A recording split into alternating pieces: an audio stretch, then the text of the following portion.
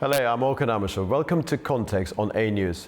On the eve of the US-Ukraine talks to be held in Saudi Arabia, the likelihood of a major minerals deal granting the United States access to Ukraine's valuable deposits is now reported to be brought back into the agenda. On the 18th of February, just 10 days before the fiery Trump-Zelensky Oval Office encounter, US Secretary of State Marco Rubio held talks with Russian Foreign Minister Sergei Lavrov in Saudi Arabia, where what is referred to as a three-stage peace plan was first announced. Earlier, on the 4th of March, President Zelensky wrote in a post on X that Ukraine was ready for peace negotiations, suggesting that the very first stage of the process might entail the release of prisoners and truce in the sky, meaning ban on missiles, long-range drones, bombs on energy and other civilian infrastructure, and also truce in the sea immediately, if Russia will do the same. It's another question whether this will be acceptable for Russia and to what extent the US will be able to act as a peacemaker between these two nations. And joining me now, Peter Dickinson, publisher of Business Ukraine magazine from Kiev, Ukraine. Mr. Dickinson, welcome to Context. Thanks for having me. Good to join you. This prospective talks in Saudi Arabia will mark the first high-level meeting between these two countries since what happened on the 28th of February. Of course, timing is very important. What are your expectations and what are the key components of the current agenda? I don't think we'll have any major breakthroughs. I think from a Ukrainian perspective, the goal is really to repair the damage done in the Oval Office and in general the deteriorating tone of relations between Ukraine and America. So the Ukrainians will be looking to show that they are willing to make peace, that they are willing to make some compromises, and they are willing, of course, to sign this minerals deal. But overall, they're looking to get America back on side, to lower the tension in the relations, in bilateral relations, and also crucially do enough to get America to restart weapons supplies, and perhaps even more importantly, restart the intelligence sharing that is so crucial for the Ukrainian war effort. From the American side, I think they're really looking for Ukraine to demonstrate willing and perhaps also to offer concessions to demonstrate that they are willing to play along with America's peacekeeping efforts and give America something that the Americans then can take to the Russians and say, look, we've got compromises and concessions from the Ukrainian side, now it's your turn. And under the circumstances, do you think Ukraine can afford having the luxury of having the red lines? I mean, at a time when many believe that what matters now for Ukraine is to make sure that US-Ukraine relationship is preserved at any cost. Do Ukrainians now have red lines, or do you think their position will entail some different element, not red lines, but something more subtle in order to maintain the momentum? Well, they certainly have to play a very careful game in their negotiations. They have to show willing, they have to demonstrate to the American side that they are ready to offer some sort of compromises, that they understand that there is a need for concessions here, and they have to show willing, really. But on the other hand, Ukraine is, this war is all about Ukraine's existence as a sovereign state. Ukrainians know that perfectly well. They know that Russia intends to wipe Ukraine off the map. So there are limits, there are red lines, so to speak, that Ukraine can't cross, because at the end of the day, it's about Ukraine's continued survival and existence as a state. If Ukraine is pushed into a corner where it feels that there really is no choice and its continued existence is under threat, then they will continue fighting, even if that means a breach with the Americans. Of course, they'll do everything to try and avoid that, but the point being that there are certain red lines that Ukraine really can't cross, and if Ukraine's leaders tried to cross them, it would be very likely there would be a massive pushback from Ukrainians domestically. And what are those concessions that Ukraine, do you think, may be forced to make now? Well, the big concession is territorial, of course. Ukraine had long insisted that it must liberate the entire sovereign territory of Ukraine before there could be an end to hostilities. They insisted that the Russian occupation of Ukraine must end entirely. That was a very clear point for a number of years during the early years of the war. Now the Ukrainians have recognized or are recognizing that they must make some de facto territorial concessions. Now, they will not officially recognize Russian sovereignty over Ukrainian territory or cede territory to Russia, but they will recognize that this territory is under long-term Russian occupation, and they will forego a military solution to that and leave the issue to diplomacy, to the future diplomacy. So that's really the key concession that Ukrainians are looking to make at this stage, a territorial recognition of the territorial realities, as it were. They also are now more or less of a mind that NATO membership is not going to happen, is out of the question. It's another big question they had. But they do want to receive security guarantees from the country's Western partners. Again, if they don't have security guarantees, they feel that they will be at grave risk of a repeat invasion. And the other key point, I think, would be demilitarization. Russia insists that Ukraine be demilitarized. From a Ukrainian point of view, that's a red flag that essentially means Russia intends to continue the invasion of Ukraine and wants Ukraine to be disarmed. They have no intention of disarming, and I don't think there's anything the Americans could do that could convince the Ukrainians to voluntarily give up their ability to defend themselves. Well, some of the Ukrainian experts that we interviewed have been saying that territorial concessions are not entirely unlikely, unthinkable. That what matters is to preserve the country for the time being, and then things may change later. Talking about security guarantees, the question of peacekeepers or some sort of what is referred to reassurance forces and the nature of their deployment have been discussed extensively over the past few days and weeks.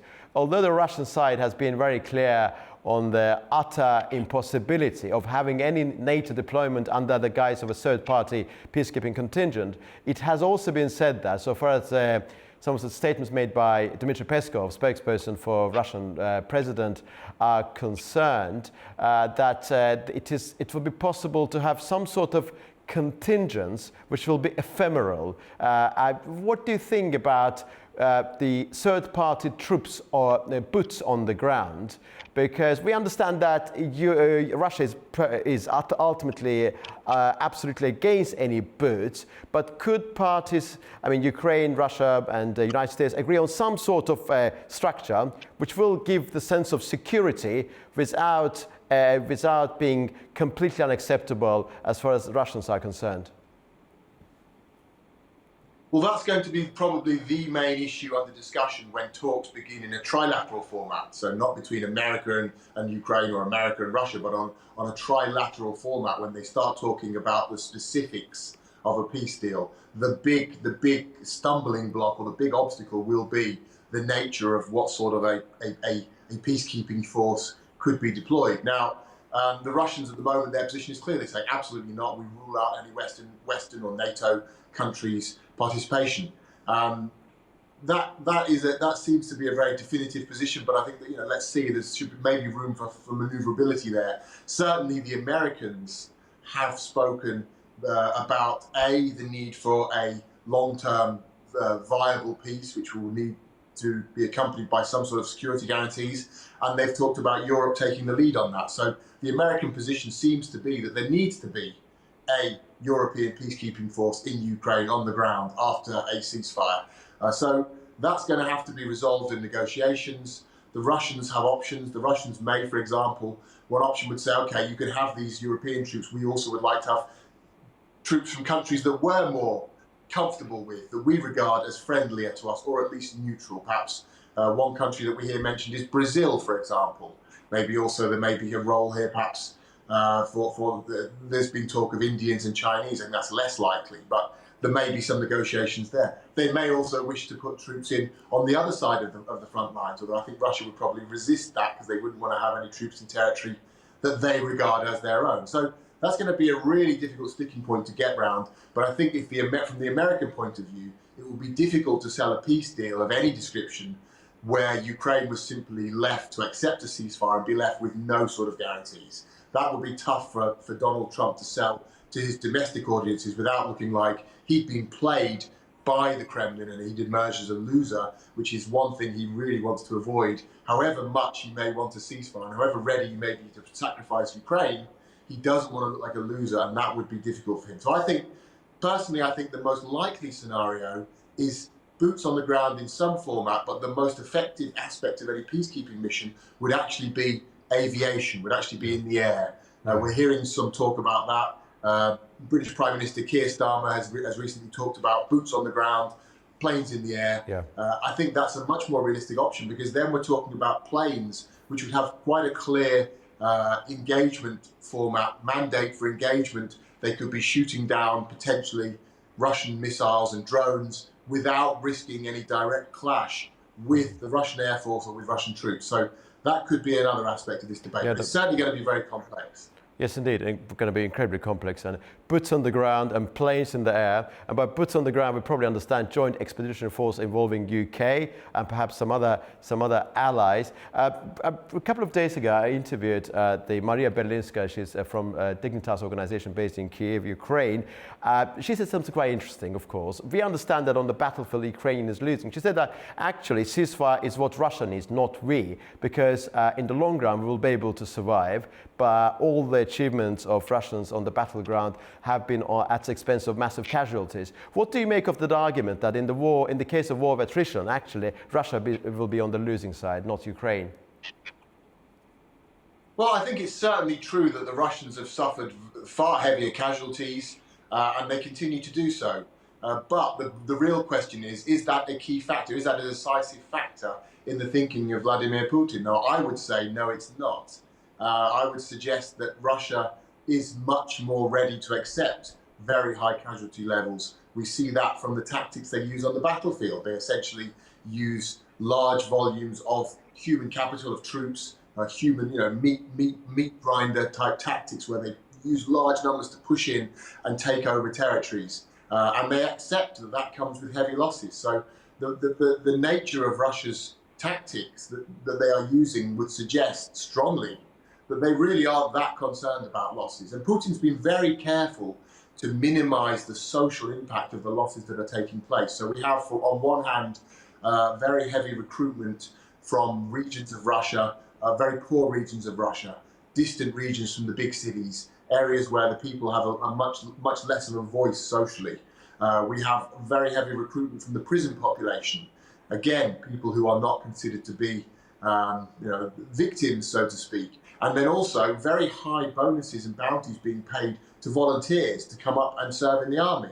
So again, people who choose voluntarily to go and join the army. Again, nobody in Russia, I'm sure, is cheering these deaths, but there is also a sense of, well, these are not people who've been forced to go. So from a Russian point of view, they're there's no sign that they're concerned about high losses. They're very careful to minimize the impact of these losses. And I would suggest that while, yes, Russia's taking far heavier losses in Ukraine, that's not a decisive factor for Putin. We certainly shouldn't assume that at some point he's going to say, enough.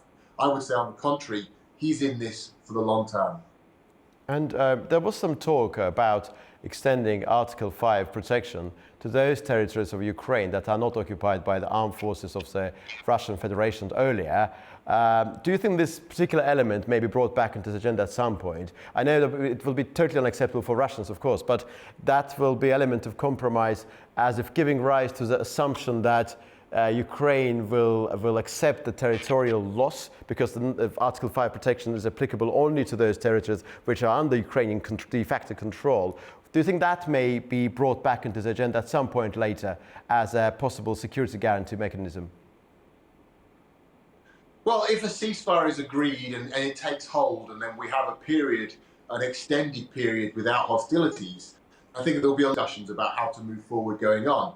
I'm sure that countries that may participate in a peacekeeping mission, Britain, France, other European countries, perhaps even Turkey, I think those countries would be then very much eager to find a solution that doesn't require them to keep soldiers in Ukraine indefinitely. One option would be some sort of a NATO-type guarantee. That's unlikely at this stage. In fact, that's almost impossible at this stage and in the short term. But if, and it's a big if we move to a ceasefire, post-ceasefire period, and there are signs that it is actually holding, then there will be a number of different discussions, and there'll be a lot more leeway in which to take in, to consider different options than there are now. Because at the moment, any sort of NATO guarantees or even Western guarantees that were given to Ukraine would almost certainly plunge the countries that gave those guarantees, so NATO members or individual countries, it would plunge them into a war with Russia. Of course, nobody wants that, and they'll do everything to avoid that. But if we get to a scenario where there's a ceasefire, that may become a more realistic option. So I think we really need to see how things evolve and where we are down the line. But for now, it's out of the question. And what's the current situation involving President Volodymyr Zelensky? To what extent he is imminently expendable now? Well, Zelensky's popularity domestically is still very high. He's seen as a strong war leader. He has his opponents domestically, certainly. I mean, it's not universal around him. His popularity had waned considerably since the start of the war, but there's been a new surge in direct response to all the attacks he's come under from the American side. But I think that it's interesting that we're seeing now talk about the need for elections or the talk about regime change or the need to remove Zelensky. This is a very Russian narrative, and it's pretty clear that although America is now leading this talk, it's coming from Russia. The assumption is that Russia has said to America during their bilateral talks, we can make compromises, we can do deals, but we must get Zelensky out, because the Russians need to get rid of him. He's an obstacle to their sort of peace, a Kremlin-friendly peace. They want to get rid of him. But this is happening. The Russians are, the Russians treat Ukraine as Russia, and Putin believes that the Ukrainians are Russians, so he expects them to behave like Russians. Now, in Russia, as Putin himself knows, you can just put a new guy in charge, and he's the new leader. Putin himself was installed in that manner in 2000. He was an unknown figure who was put in charge of Russia, and the Russians basically said, okay, this is the new leader, onwards we go with the new guy. He thinks he can do that in Ukraine. He's very, very much mistaken. The Ukrainian people would not accept anyone who was in any way pro-Russian or sympathetic towards Russia. So even if they were able to engineer the removal of Zelensky, which is not completely out of the question, although it seems unlikely, but even if they were able to engineer that, I think they would be very disappointed, because they would find that any other leader in Ukraine would adopt more or less the same policies as Zelensky has adopted. And the Ukrainian people's desire to fight on and defend their country would not change at all. Indeed, that three-stage plan, which was announced on the 18th of February, entailed naturally three stages. The first one being ceasefire, then elections, and third one being the proper peace agreement. And that's the reason why I asked about Zelensky's current predicament. Over the past few days, in particular after 28th of February, we have noticed the US ramping up pressure on Ukraine, suspending military aid, suspending intelligence sharing arrangement, as if compelling Ukraine into some form of a ceasefire deal with Russia. Do you believe that meeting that is going to take place in Saudi Arabia tomorrow will mark a change of some sort, in a sense that some of the suspended arrangements will be resumed or not? What is your feeling about that? You earlier said that you don't expect any major breakthrough, but still, do you expect something? Well, it really depends on how the discussions go. I mean, I think certainly that's the Ukrainian objective, certainly, no question. It's not clear from the American side if they're ready to do that. They will be looking, if they receive what they consider to be satisfactory responses from Ukraine, i.e. if they see a willingness on Ukraine to make sacrifices and to make compromises, then they may well say, okay, we'll offer something in exchange for that. But I would say it's certainly cannot be taken for granted. The direction, the trajectory of the bilateral discussion between Ukraine and America is very much going downwards. It's going towards an increasingly hostile environment, and Ukrainians feel that the Americans really are pressuring them to agree to a peace deal that could be very, very advantageous for the Russians, almost a capitulation of Ukraine. So the Ukrainians will be going into the talks looking to find some common ground, repair relations, but there are limits. They're not going to hand over their country or to surrender their sovereignty if they think, even if they think that would mean costing them American support. So it's going to be a very delicate game. I wouldn't expect major breakthroughs, but if they find common ground, yes, I think the American response naturally would be to say, okay, we're going to perhaps bring back some support, not all of it, but perhaps some support. Perhaps air defences, for example, would be one area where they could easily provide Ukraine with additional air defences which are, by definition, defensive in nature. That's not a hostile act towards Russia. That's saying we're going to help protect Ukraine. That would be one step they could take. And the same with intelligence sharing. They could offer some forms of intelligence sharing related specifically to Russian bombing campaigns against Ukraine. So there are areas where they could do it, not necessarily, totally on or totally off. But it will depend very much on the nature of those discussions, those negotiations. And you earlier mentioned about the emergent trilateral format involving US, Ukraine and Russia. But what's about European countries? And in particular, what's about the United Kingdom? Because after what happened on the 28th of February, on the 2nd of March, there was a meeting in London. Many experts are saying that UK is to play some consequential role in terms of acting as a bridge between the European Union and Trump, in particular in the light of the prospective trip of the President of the United States to London, to UK, royal visit. What do you expect from the UK in particular? Do you think UK could change certain things about Ukraine at this juncture?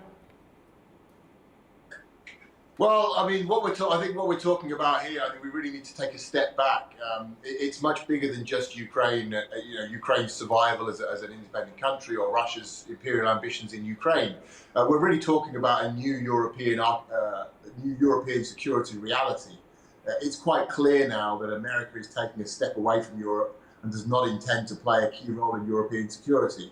The European countries are reacting to this and are really scrambling to try and develop their own security potential. Now, they need to buy time in order to do that. It takes time to find the money to convince European audiences, European electorates that this is necessary, that they now need to make sacrifices in order to do this. That time, that period they need in order to make these changes, they need to keep America on side during that period. And the UK here plays a key role in that process.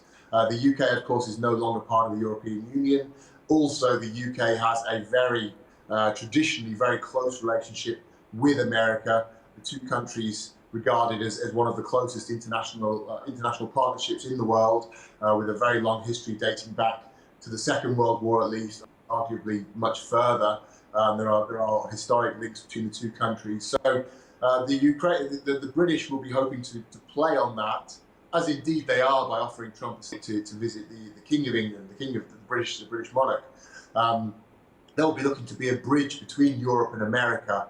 But I wouldn't overestimate how much influence the British have in America. The Trump administration clearly has a very radical policy. They want to reorientate America's foreign policy.